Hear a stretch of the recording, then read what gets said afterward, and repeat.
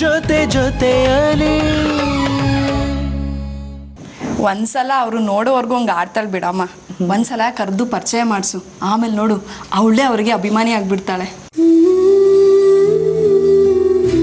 ಅವನಿಗಿರೋ ಒಳ್ಳೆತನಕ್ಕೆ ನಾನು ಈ ಕ್ಷಣಕ್ಕೂ ಅವನ ಅಭಿಮಾನಿನೇ ಅಮ್ಮ. ಆದರೆ ಅವನ ಅಭಿಮಾನ ಪಡೆಯೋ ಯೋಗ್ಯತೆ ನನಗಿಲ್ಲ ಅಷ್ಟೆ. ಏನಾದರೂ ಮಾತಾಡಿ, ನಿಮ್ಮ ಮನಸ್ಸಲ್ಲಿರೋ ಭಾವನೆಗಳನ್ನ ಹೊರಗಡೆ ಹಾಕಿ, ನಿಮ್ಮ ಆಂತರ್ಯನ ಬಯಲು ಮಾಡಿ. ಇಲ್ಲಾಂದರೆ ನನಗೆ ಹೇಗೆ ಅರ್ಥ ಆಗಬೇಕು? ನನಗೆ ಅರ್ಥ ಆಗ್ತಿಲ್ಲ. ನಿಮ್ಗೆ ಹೆಂಗೆ ಹೇಳಿ, ನಿಮ್ಗೆ ಹೇಗೆ ಅರ್ಥ ಮಾಡಿಸ್ಲಿ? ನೋಡಿ, ಇದು ಹುಡುಗಾಟ ಆಡೋ ಸಮಯ ಅಲ್ಲ. ಇಂಥ ಗಂಭೀರವಾದ ವಿಷಯದಲ್ಲಿ ನೀವು ಬಾಲಿಶವಾಗಿ ನಡ್ಕೊಂಡ್ರೆ ಮುಂದೆ ಅನಾಹುತಗಳೇ ನಡೆದು ಹೋಗುತ್ತೆ. ಆ ದಿವಸ ನನ್ನ ಮೇಲೆ ನಿಮಗೆ ಆಸಕ್ತಿ ಇಲ್ಲ ಅಂತ ಹೇಳಿದ್ರಿ. ಆಮೇಲೆ ನಿಮ್ಮ ತಾಯಿ ಹತ್ರ ಹೋಗಿ ಸುಹಾಸಿನಿ ಮೇಲೆ ಪ್ರೀತಿ ಉಂಟು ಅಂತ ಹೇಳಿದ್ದೀರಾ. ಈ ಎರಡರಲ್ಲಿ ಸತ್ಯ ಯಾವುದು, ಅಸತ್ಯ ಯಾವುದು? ಯೋಚನೆ ಮಾಡಿ ಹೇಳಿ. ಇನ್ನು ನಿಶ್ಚಿತಾರ್ಥಕ್ಕೆ 2 ದಿನ ಬಾಕಿ ಇರೋದು. ಏನೇನೋ ನಿರೀಕ್ಷೆ ಇಟ್ಕೊಂಡು ಆಮೇಲೆ ನಿರಾಸೆ ಆಗೋ ಸಮಯ ಅಲ್ಲ ಇದು. ನೇರವಾಗಿ ಹೇಳ್ಬಿಡಿ, ನಿಮ್ಮ ಮನಸ್ಸಿನ ಪ್ರಪಂಚದಲ್ಲಿ ನನಗೆ ಅಧಿಪತ್ಯ ಇದೆಯೋ ಇಲ್ವೋ? ಅದೇನು ಪತ್ಯನೋ ಏನೋ ನನಗೆ ಗೊತ್ತಿಲ್ಲ ರೀ. But I am sorry Suhasini. Serious ಆಗಿ ಹೇಳ್ತಾ ಇದ್ದೀನಿ. ನಿಮ್ಮ ಬಗ್ಗೆ ನನಗೆ ಯಾವುದೇ ಫೀಲಿಂಗ್ಸ್ ಇಲ್ಲ. ನಾನು ಅವತ್ತು ನಿಮ್ಮ ಹತ್ರ ಹೇಳಿದ್ದೆ ನಿಜ. ನಾನು ಶಾಲಿನಿನ ಪ್ರೀತಿಸ್ತಿರೋದು ನಿಜ. ಆದರೆ ಪ್ರಾಬ್ಲಮ್ ಇಷ್ಟೇ, ಅವ್ರು ನನಗಿಂತ 5 ವರ್ಷಕ್ಕೆ ದೊಡ್ಡವರು. ಅದಕ್ಕೆ ಅವರು ಒಪ್ಕೋತಿಲ್ಲ. ನಾನು ಮನೇಲಿ ಹೇಳೋಕ್ಕೂ ಆಗ್ತಿಲ್ಲ. ಅದಕ್ಕೆ ಮಾಮ್ ಹತ್ರ ನಾನು ಸುಳ್ಳು ಹೇಳಿದ್ದು. ತುಂಬ ಸಂತೋಷ. ನನ್ನ ಮನಸ್ಸಿನ ಲಹರಿಗಳ ಮೇಲೇ ಆಘಾತ ಕೊಟ್ಬಿಟ್ರಿ.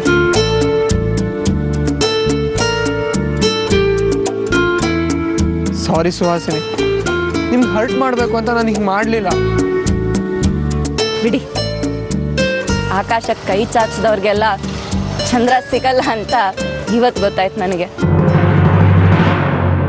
ಭ್ರಮೆಗಳಲ್ಲಿ ಬದುಕ್ಬಿಟ್ಟೆ ನಾನು. ನಿಮ್ಮ ಮೇಲೆ ಆಕರ್ಷಣೆ ಬೆಳೆಸ್ಕೊಂಡೆ. ನಿಮ್ಮ ಮನಸ್ಸಿನ ತುಂಬ ನಂದೇ ವಿಹಾರ ಅಂತ ಅಂದ್ಕೊಂಡ್ಬಿಟ್ಟೆ. ಆದರೆ ನಿಮ್ಮ ಮನಸ್ಸಿನ ಬಾಗಿಲು ತಟ್ಟಕ್ಕಾಗಲಿಲ್ಲ ನನ್ನ ಕೈಲಿ. ಸಹಾಯಕಳಾಗಿ ಹೊರಗೆ ನಿಂತ್ಬಿಟ್ಟೆ. ನೀವೇನು ಹೇಳ್ತಿದ್ದೀರಾ ಅಂತ ನಂಗೆ ಅರ್ಥ ಆಗ್ತಿಲ್ಲ. ಆದರೂ ನಿಮಗೆ ನೋವಾಗಿದೆ ಅಂತ ನನಗೆ ಗೊತ್ತಾಗ್ತಿದೆ. ಸಾರಿ ಸುಹಾಸಿನಿ, ಇದೆಲ್ಲ ಅಕಸ್ಮಾತಾಗಿದ್ದು. ಬದುಕು ಅಂದ್ರೇನ ಆಕಸ್ಮಿಕ ಅಲ್ವಾ?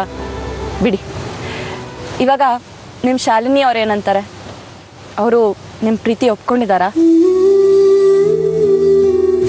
ಹೇಳಿದ್ನಲ್ಲ, ಅವ್ರಿಗೆ ಅವ್ರ ವಯಸ್ಸು ಬಗ್ಗೆನೇ ಜಾಸ್ತಿ ಟೆನ್ಷನ್ ಅನ್ಸುತ್ತೆ. ಅದಕ್ಕೆ ಇನ್ನೂ ನನ್ನ ಎಕ್ಸೆಪ್ಟ್ ಮಾಡ್ತಿಲ್ಲ. ಇನ್ನೂ ಟ್ರೈ ಮಾಡ್ತಾನೆ ಇದ್ದೀನಿ. ಆದರೆ ಈ ಕಡೆ ನಮ್ಮ ನಿಶ್ಚಿತಾರ್ಥ ಹತ್ರಕ್ಕೆ ಬರ್ತಿದೆಯಲ್ಲ, ಇನ್ನು 2 ದಿನ ಇರೋದು. 2 ದಿನ ಅಂದರೆ 48 hours. ಅಷ್ಟರಲ್ಲಿ ಅವ್ರನ್ನ ಹೇಗಾದ್ರು ಒಪ್ಪಿಸ್ಬೇಕು ಅಂತ ಒದ್ದಾಡ್ತಾ ಇದ್ದೀನಿ. ಸರಿ, ಒದ್ದಾಡಿ. ಆದರೆ 48 ಗಂಟೆಗಳಲ್ಲಿ ನಿಮ್ಮ ಪ್ರಯತ್ನ ಯಶಸ್ವಿ ಆಗಲಿಲ್ಲ ಅಂದರೆ ಆಗೇನು ಮಾಡ್ತೀರಾ? ಗೊತ್ತಿಲ್ಲ. ಅವಳು ಸಿಗಲಿಲ್ಲ ಅಂದರೆ ನಿರಾಸೆ ಮಾತ್ರ ಆಗಬೇಡಿ. ಯಾಕಂದರೆ 49ನೇ ಗಂಟೆಯಿಂದ ನಾನು ನಿಮಗೋಸ್ಕರ ಕಾಯ್ತಾ ಇರ್ತೀನಿ.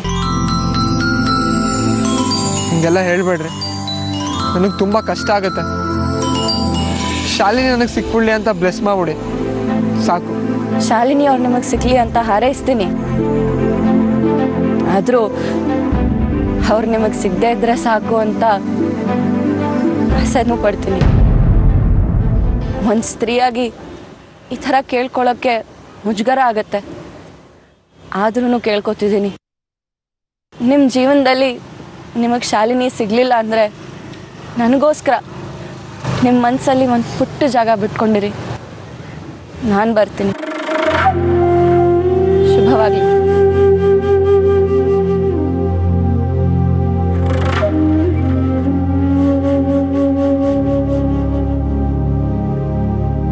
ಛೇ, ಏನೋ ಮಾಡಕ್ ಹೋಗಿ ಪ್ರತಿ ಸಲ ಇನ್ನೇನೋ ಆಗುತ್ತೆ. ಇಲ್ಲ, ಇದನ್ನ ಮುಂದುವರ್ಸೋದು ತುಂಬಾ ಕಷ್ಟ. 2 ದಿನದಲ್ಲಿ ನಮ್ಮ ಅತ್ತೆ ಮನೆಯವ್ರನ್ನ ಹೇಗಾದ್ರೂ ಹೊಲಿಸ್ಕೊಳ್ಳೇಬೇಕು. ಹಾಗೆ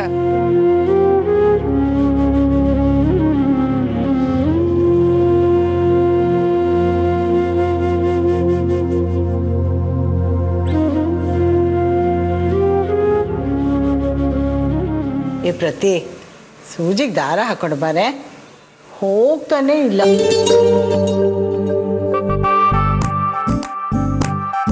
ಏ ಪ್ರತಿಮಾ, ಸ್ವಲ್ಪ ದಾರ ಹಾಕೊಂಡು ಬಾರೆ. ಸರಿಮಾ.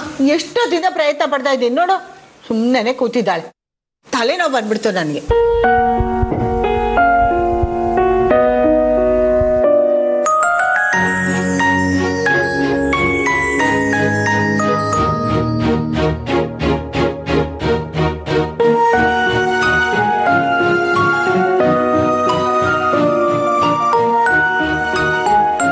ಆಂಟಿ, ಆಂಟಿ, ನೀನಪ್ಪ? ಅಯ್ಯೋ ರಂಗ, ಅಲ್ಲ ಈಗ ನೆನ್ಕೊಂಡೆ, ಆಗ್ಲೇ ಪ್ರತ್ಯಕ್ಷ ಆಗ್ಬಿಟ್ಟಲ್ಲ. 100 ವರ್ಷ ಆಯ್ಸು. ಬಾ ಬಾ ಬಾ ಬಾ, ಕುತ್ಕೋ ಬಾ. 100 ವರ್ಷ ಅಷ್ಟೇ ಅಲ್ಲ ಆತ, ನಿಮ್ಮ ಮಗಳನ್ನ ಕೊಟ್ಟು ನನಗೆ ಮದುವೆ ಮಾಡ್ಬಿಡಿ. 1000 ವರ್ಷ ಬೇಕಾದ್ರೂ ಹ್ಯಾಪಿಯಾಗಿ ಬದುಕಿರ್ತೀನಿ. ಎಲ್ಲ ನಿಮ್ಮ ಆಶೀರ್ವಾದ ಆಂಟಿ. ಅಯ್ಯೋ, ನನ್ನ ಆಶೀರ್ವಾದ ಏನು, ಎಲ್ಲ ರಂಗನ ದಯೆ. ಇರು, ಪ್ರಸಾದ ತರ್ತೀನಿ. ನನ್ನ ಕೊನೆ ಮಗಳು ತುಂಬ ಚೂಟಿ. ದೇರು ಒಳ್ಳೆ ಆಯಸ್ಸು ಕೊಟ್ಟು ಕಾಪಾಡ್ಲಪ್ಪ ನಿನ್ನ.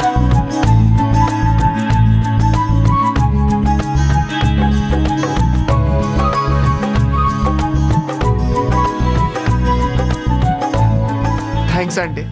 ನಿಮ್ಮ ಪ್ರಸಾದದ ಬದಲಾಗಿ ನಿಮಗೆ ಅಂತ ಏನೋ ತಂದಿದ್ದೀನಿ.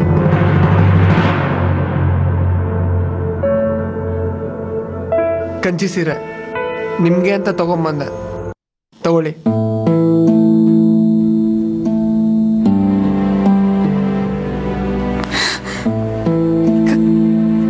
ಕಂಚಿ ಸೀರೆ, ಅದು ಅರ್ಶಿನ ಬಣ್ಣದ್ದು.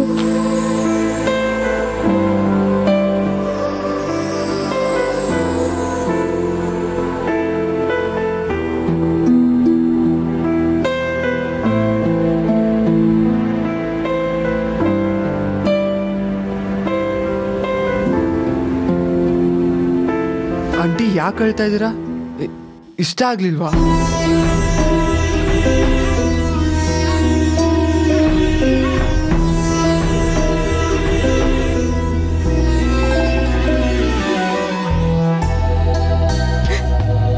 ಅರಿಶಿನ ಬಣ್ಣದ ಕಂಚಿ ಸೀರೆ ಉಟ್ಕೋಬೇಕು ಅಂತ 20 ವರ್ಷದಿಂದ ಕನಸು ಕಟ್ಕೊಂಡಿದ್ದೆ.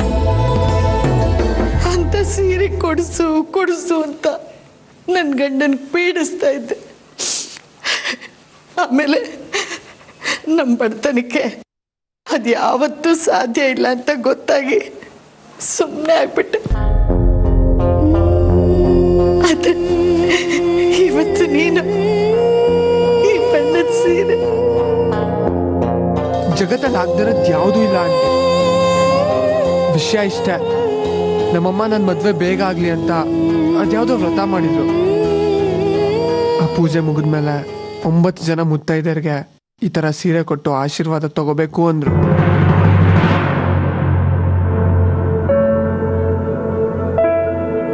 ನನಗೆ ನಿಮ್ ನೆನಪಾಗೋಯ್ತು.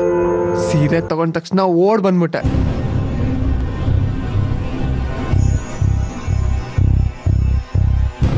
ನೀನೇನೋ ತಂದ್ಬಿಟ್ಟೆ, ಆದರೆ ನಾನು ಮುತ್ತೈದೇನೋ ಅಲ್ವೋ ನನಗೆ ಗೊತ್ತಿಲ್ಲಪ್ಪ. ಅಂದರೆ ನನ್ನ ಗಂಡ ನಮ್ಮನ್ನೆಲ್ಲ ಬಿಟ್ಟು ಹೋಗಿ 20 ವರ್ಷ ಆಯಿತು. 20 ವರ್ಷದಿಂದ ಅವನೆಲ್ಲಿದ್ದಾನೆ, ಏನು ಮಾಡ್ತಿದ್ದಾನೆ, ಬದುಕಿದ್ದಾನೋ ಇಲ್ವೋ ಒಂದೂ ಗೊತ್ತಿಲ್ಲ. ಅದನ್ನೆಲ್ಲ ತಿಳ್ಕೊಳ್ದೆ ನಾನು ನಿನ್ನ ಹತ್ರ ಈ ಸೀರೆ ತಗೊಂಡ್ರೆ, ನಾನು ಆಮೇಲೆ ಆಶೀರ್ವಾದ ಮಾಡಿದ್ರೆ ಅದು ನಿನಗೆ ಶ್ರೇಯಸ್ಸಲ್ಲ.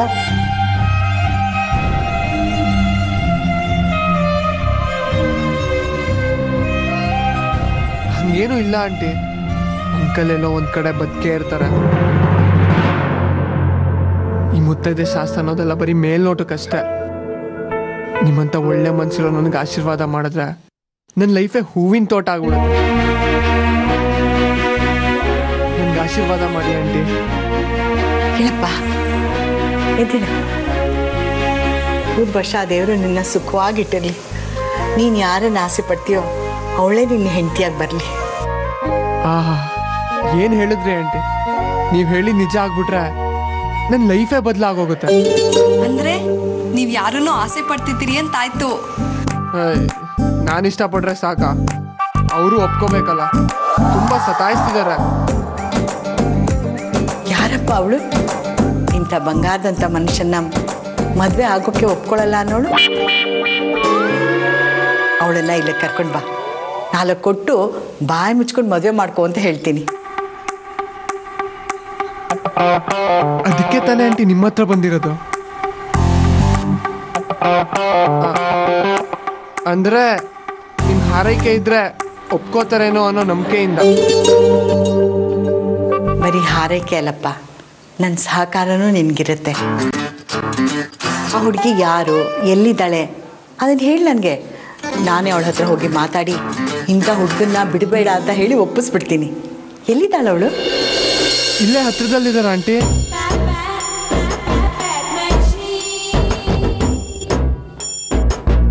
ಅಂದ್ರೆ ಇದೇನದಲ್ಲ ಅವ್ರ ಮನೆ ಇದೆ.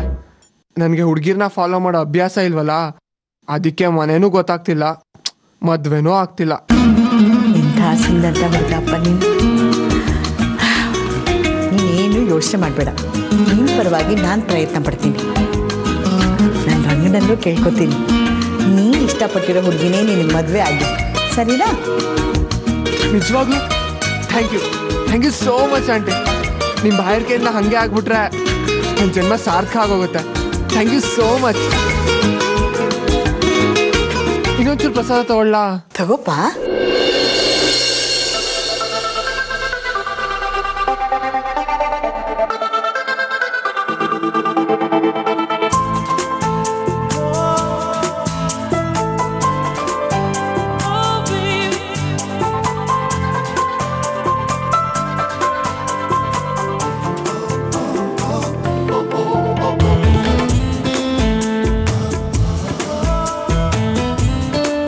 ಏನಿಲ್ಲ ಅಂದರೂ ಈ ಸೀರೆಗೆ 10-15 ಸಾವಿರ ಆಗುತ್ತೆ.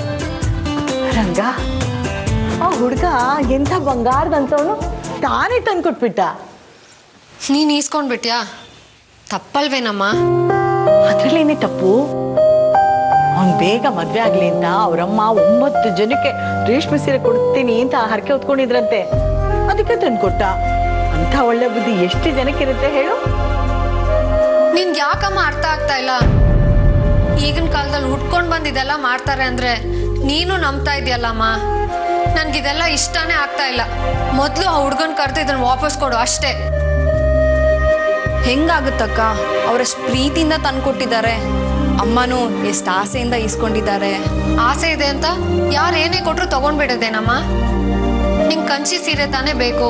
ನಾನು ಸಂಬಳ ಬಂದಾದ್ಮೇಲೆ ನಾನೇ ತಕ್ಕೊಡ್ತೀನಿ. ಇದನ್ನ ವಾಪಸ್ ಕೊಡು ಅಷ್ಟೇ. ಸಂಬಳ 8 ವರ್ಷದಿಂದ ಬರ್ತಾನೆ ಇದೆ. ರೇಷ್ಮೆ ಸೀರೆ ಅಲ್ಲ, ಒಂದು ರೇಷ್ಮೆ ಬ್ಲೌಸ್ ಆದರೂ ಹೊಲ್ಸ್ಕೊಂಡಿದ್ದೀನ ನಾನು. ಅಂದ್ರೆ ನಿಂಗೊಂದು ರೇಷ್ಮೆ ಸೀರೆ ಕೊಡ್ಸೋ ಯೋಗ್ಯತೆ ಇಲ್ಲ ಅಂತಿದ್ದೀನಮ್ಮ? ಅಯ್ಯೋ, ಹಾಗಲ್ವೇ ತಾಯಿ. ನೀನು ನಮಗೋಸ್ಕರ, ಈ ಮನೆಗೋಸ್ಕರ ನೀನು ಜೀವನೇ ತೆಗಿತಾ ಇದೆಯಾ. ಅಂಥದ್ರಲ್ಲಿ ಇಂದು ದುಬಾರಿ ಸೀರೆ ಕೊಡ್ಸು ಅಂತ ಕೇಳಲ್ಲ. ಯಾರ ಪುಣ್ಯನೋ ಏನೋ ಈ ಸೀರೆ ತಾನೇ ನಮ್ಮ ಮನೆಗೆ ಬಂದಿದೆ. ಬೇಡ ಅನ್ಬೇಡ್ವೆ? ಹೆಂಗಮ್ಮ, ಈ ಥರ ಗುರ್ತು ಪರಿಚಯ ಇಲ್ಲದೆ ಇರೋರು ಒಂದು ಸೀರೆ ಕೊಟ್ಟರೆ ಅದು ನಾವು ನಾಚಿಕೆ ಇಲ್ಲದೆ ತಗೊಳ್ಳೋದು. ನಾವು ಅವ್ರ ಮುಂದೆ ಚೀಪ್ ಆಗಲ್ವೇನಮ್ಮ? ಅವ್ರೇನು ಅಪರಿಚಿತರಲ್ವೇ ಅಕ್ಕ? ನಮ್ಮೆಲ್ರಿಗೂ ತುಂಬ ಬೇಕಾದವರು. ನೀನು ಒಂದ್ಸಲ ಅವ್ರನ್ನ ಮೀಟ್ ಮಾಡಿ ಮಾತಾಡ್ಸಿ ನೋಡು. ನಿಮಗೂ ತುಂಬ ಇಷ್ಟ ಆಗ್ಬಿಡ್ತಾರೆ. ನಂಗೆ ಯಾರು ಇಷ್ಟ ಆಗೋದು ಬೇಡ. ಅಮ್ಮ, ಇವಾಗೇನು ಸೀರೆ ವಾಪಸ್ ಕೊಡ್ತೀಯೋ ಇಲ್ವೋ? ಇಲ್ಲ, ನಾನು ಕೊಡಲ್ಲ. ನನಗೆ ಬೇಕು. ಇಷ್ಟು ವರ್ಷದಿಂದ ಇಂಥ ಸೀರೆ ಉಟ್ಕೋಬೇಕು ಅಂತ ಆಸೆ ಪಟ್ಟಿದ್ದೆ ಕಣೆ. ಈಗ ತಾನಾಗೆ ನಮ್ಮ ಕೈ ಸೇರಿದೆ. ಈಗ ಬಿಟ್ರೆ ಇಂಥದನ್ನ ಮತ್ತೆ ತಗೊಳಕ್ಕಾಗಲ್ಲ. ನಿಂದಮ್ಮಯ್ಯ ಅಂತೀನಿ ಕಣೆ. ನೀ ನಿಮ್ಮ ಅಮ್ಮನಿಗೋಸ್ಕರ ಬಿಟ್ಬಿಡೆ. ಶಾಲಿನಿ, ನನ್ಗಿಷ್ಟ ಕಣೆ. ನಾನು ಕೊಡಲ್ಲ.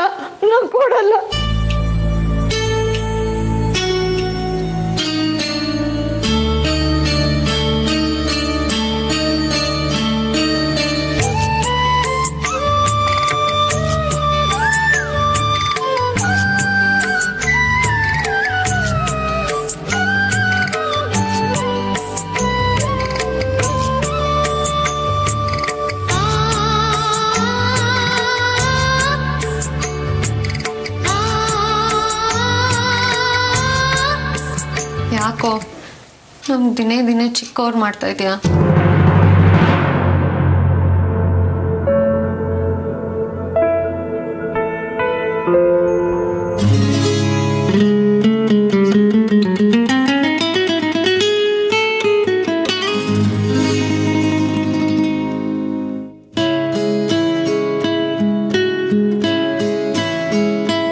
ಪರವಶನಾದಿನು ಅರಿಯುವ ಮುನ್ನವೇ ಪರಿಚಿತನಾಗಲಿ ಹೇಗೆ ಪ್ರಣಯಕ್ಕೂ ಮುನ್ನವೇ ಇದಕ್ಕಿಂತ ಬೇಗ ಇನ್ನು ಸಿಗಬಾರದಿತ್ತೆ ನೀನು ಎನ್ನಾದರೂ ಕೂಡಿಟ್ಟುಕೋ ನೀ ನನ್ನನ್ನು ಕಳೆಯುವ ಮುನ್ನವೇ ಪರವಶನಾದ. ಹೇಳಿ ಸೀನಿಯರ್, ನನಗೆ ಗೊತ್ತಿತ್ತು ನೀವು ಕಾಲ್ ಮಾಡೇ ಮಾಡ್ತೀರಾ ಅಂತ. ನನಗೂ ಗೊತ್ತಿತ್ತು ಇಂಥದ್ದೇನಾರು ಒಂದು ಕಿತಾಪತಿ ಮಾಡಿರ್ತೀಯ ಅಂತ. ನಾನೇನ್ ಮಾಡ್ದೆ? ನಮ್ಮ ಅತ್ತೆಗೆ ಅಂತ ಒಂದು ಸೀರೆ ತಂದು ಕೊಡೋದು ತಪ್ಪ? ಅತ್ತೇನಾ? ಬೇಡ, ತುಂಬಾ ಓವರಾಗಿ ಆಡ್ತಾ ಇದೆಯಾ, ಚೆನ್ನಾಗಿರಲ್ಲ. ಹಿಂಗೆಲ್ಲ ಮಾಡಿದ್ರೆ ನಂಗೆ ಅದ್ ಬಿಟ್ರೆ ಬೇರೆ ಇನ್ನೇನ್ರಿ ಗೊತ್ತು ನಿಮ್ಗೆ? ನಿಮ್ಮಮ್ಮ ನೋಡಿದ್ರೆ ಹಳೇ ಪಿಕ್ಚರ್ ಪಂಡ್ರಿ ಬಾಯ್ ಥರ ಶಾಂತವಾಗಿರ್ತಾರೆ. ನೀವು ನೋಡಿದ್ರೆ ಒಳ್ಳೆ ತಮಿಳ್ ಪಿಕ್ಚರ್ ಕೇಡಿ ಥರ ಆಡ್ತಿರಲ್ರಿ. ಅವ್ರನ್ನ ನೋಡಿ ಕಲ್ತ್ಕೊಳ್ರಿ. ಅವ್ರಿಗೆ ನನ್ನ ಮೇಲಿರೋ ಪ್ರೀತಿ ವಿಶ್ವಾಸದಲ್ಲಿ ಬರೀ 50% ನಿಮ್ಗೆ ಇದ್ದಿದ್ರೆ ಇಷ್ಟೊತ್ತಿಗೆ ನಮ್ಮಿಬ್ರು ಮದುವೆಗೆ ಛತ್ರ ಬುಕ್ ಆಗಿರೋದು. Shut up. ಬೇಡ ಅಭಯ್, ಇಷ್ಟೊಂದು ಮುಂದುವರಿಬೇಡ. ಆಮೇಲೆ ನೀನೇ ತುಂಬಾ ಪಶ್ಚಾತ್ತಾಪ ಪಡ್ಬೇಕಾಗತ್ತೆ. ಒಳ್ಳೆ ಮಾತಲ್ಲಿ ಸುಮ್ಮನಿದ್ದು ಬಿಡು. ಅಮ್ಮಂಗೆ ಸೀರೆ ಕೊಟ್ಟು ಹೊಲ್ಸ್ಕೊಂಡ್ ಮಾತ್ರಕ್ಕೆ ನಾನು ಸಿಗ್ತೀನಿ ಅನ್ಕೊಂಡ್ಬೇಡ. ಅಂತ ಭ್ರಮೆ ನನಗೂ ಇಲ್ಲ ಸೀನಿಯರ್. ಜಸ್ಟ್ ಪ್ರಯತ್ನ ಮಾಡ್ತಿದ್ದೀನಿ ಅಷ್ಟೇ. ಫಲಾಫಲ ಎಲ್ಲ ನನ್ನ ದೇವತೆಗೆ ಬಿಟ್ಟಿತ್ತು. ಅತಿಯಾಗಿ ಅಯ್ಯೋ ಅನಿಸ್ತಾ ಇದೆಯಾ? ನನ್ನ ಪೇಷನ್ಸ್ ಕಳ್ಕೊಂಡೆ ಅಂದರೆ ಏನು ಮಾಡ್ತೀರಿ? ಬೈತೀರಿ ಇಲ್ಲ ಒಂದೆರಡು ಹೊಡಿತೀರಿ? I am ready. ಅದ್ಯಾವುದೂ ಮಾಡಲ್ಲ. ಸೀದಾ ಹೋಗಿ ಪೊಲೀಸ್ ಸ್ಟೇಷನಲ್ಲಿ ಕಂಪ್ಲೇಂಟ್ ಮಾಡ್ತೀನಿ. ಧಾರಾಳವಾಗಿ ಮಾಡಿ. ಲಾಕಪ್ಪಲ್ಲಿರೋ ಪ್ರತಿ ಕಂಬಿಗೂ ಹೆಸರಿಟ್ಟು ಹಗಲು ರಾತ್ರಿ ಕಂಬಿ ಎಣಿಸ್ತೀನಿ. ಮತ್ತೆ ನನ್ನ ಕೆಣಕ್ತಾ ಇದೆಯಾ? ಒಳ್ಳೆ ಮಾತಲ್ಲಿ ದೂರ ಇದ್ರೆ ಸರಿ. ಇಲ್ಲಾಂದರೆ ಅವತ್ತು ಮೀಡಿಯಾದಲ್ಲಿ ನನ್ನ ಬಗ್ಗೆ ಅಪಪ್ರಚಾರ ಮಾಡ್ದವ್ನು ನೀನೇ ಅಂತ ಮನೇಲಿ ಎಲ್ಲರಿಗೂ ಹೇಳ್ಬಿಡ್ತೀನಿ. ಒಳ್ಳೆ ಮಾತಲ್ಲಿ ದೂರ ಇದ್ರೆ ಸರಿ. ಇಲ್ಲಾಂದರೆ ಅವತ್ತು ಮೀಡಿಯಾದಲ್ಲಿ ನನ್ನ ಬಗ್ಗೆ ಅಪಪ್ರಚಾರ ಮಾಡ್ದವ್ನು ನೀನೇ ಅಂತ ಮನೇಲಿ ಎಲ್ಲರಿಗೂ ಹೇಳ್ಬಿಡ್ತೀನಿ. ಅವತ್ತಿನ ಗಡಿ ಬಿಡಿಲಿ ಅವ್ರು ಯಾರೂ ನಿನ್ನ ಮುಖ ನೆನ್ಪಿಟ್ಕೊಂಡಿಲ್ಲ. ಆದರೆ ಈಗ ಆ ರಿಪೋರ್ಟ್ ಮಾಡ್ದವ್ನು ನೀನೇ ಅಂತ ಗೊತ್ತಾದರೆ ಮುಗೀತು ನಿನ್ನ ಕತೆ. ರೇಷ್ಮೆ ಸೀರೆ ಅಲ್ಲ, ರೇಷ್ಮೆ ಅಂಗಡಿನೇ ಬರ್ಕೊಟ್ರು ಅವ್ರು ಯಾರೂ ನಿನ್ನ ಶಂಸಲ್ಲ. ಪರ್ಮನೆಂಟಾಗಿ ದ್ವೇಷಿಸ್ತಾರೆ.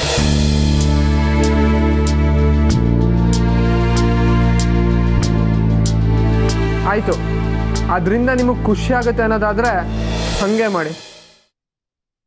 ಆದರೆ ಒಂದಂತೂ ನೆನ್ಪಿಟ್ಕೊಳ್ಳಿ, ನೀವೇನಾದರೂ ನನ್ನ ಬಗ್ಗೆ ನಿಮ್ಮ ಮನೆಯವ್ರ ಹತ್ರ ಹೇಳಿ ನನ್ನನ್ನು ನಿಮ್ಮ ಮನೆಯವರಿಂದ ದೂರ ಮಾಡಿದ್ರೆ ನೆಕ್ಸ್ಟ್ ಮಿನಿಟೇ ನಿಮ್ಮ ಮನೆ ಮುಂದೆ ಬಂದು ಧರಣಿ ಕೂತ್ಕೋತೀನಿ. ನನ್ನ ಪ್ರೀತಿ ಸಿಕ್ಕವರೆಗೂ ಉಪವಾಸ ಸತ್ಯಾಗ್ರಹ ಕೂರ್ತೀನಿ. ಪ್ರಾಣ ಬಿಡ್ತೀನಿ, ಆದರೆ ಸೀನಿಯರ್ನ ಬಿಡಲ್ಲ ಅಂತ ಘೋಷಣೆನೂ ಕೂಗ್ತೀನಿ. ಆವಾಗ ಮೀಡಿಯಾದವರು ಅಲ್ಲಿಗೂ ಬರ್ತಾರೆ. ಅವ್ರು ನಮ್ಮ ಸುದ್ದಿನ ಪ್ರಚಾರ ಮಾಡ್ತಾರೆ. ಅದು ಹಾಗೇ ಬಿಡಲಿ.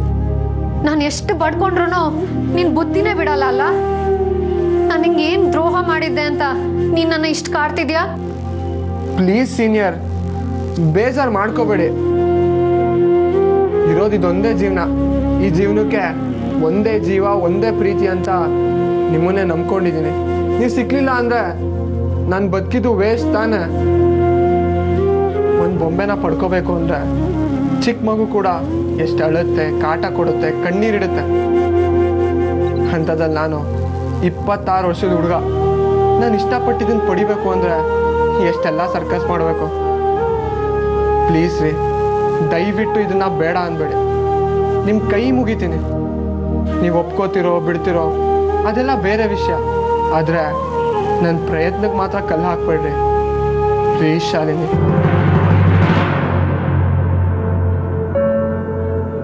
ಏನಾದರೂ ಮಾತಾಡ್ರಿ ಶಾಲಿನಿ.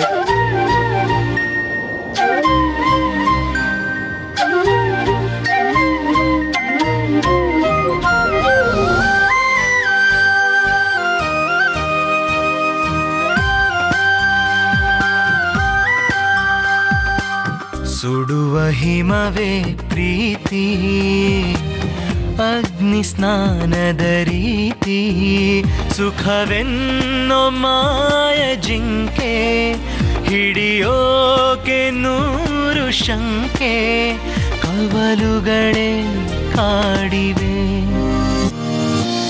ನಂಬಿ ಬರಲಿ ಹೇಗೆ ನಿನ್ನ ಜೊತೆಯಲ್ಲಿ